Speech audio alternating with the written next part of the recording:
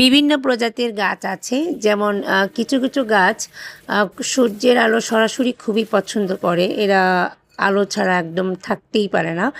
আবার কিছু কিছু গাছ আছে যে পরোক্ষ উজ্জ্বল আলোটাই পছন্দ করে, যেমন উজ্জ্বল আলোতে ওরা খুব বেড়ে ওঠে খুব দ্রুত।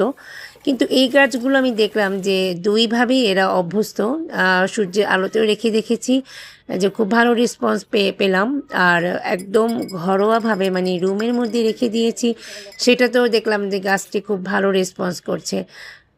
আমার কাছে এই গাছটি এত ভালো লেগেছে যে আমি আসলে দুঃখিত, গাছের নামগুলো আমি বলতে পারছি না। আমি এগুলো গিফট পেয়েছি, তাই আমি দুইভাবেই আমি সংরক্ষণ করেছি। তো আজকে আমি কিভাবে পানিতে রাখলাম সেটা আমি একটু শেয়ার করলাম। এটা আমি জাস্ট পানিটা 15 দিন পর চেঞ্জ করেছি, আর কিছু অ্যাপসম সল্ট ইউজ করেছি। এই তো, অনেক দিন থাকার পর আমার গাছের সজীবতা এইরকম।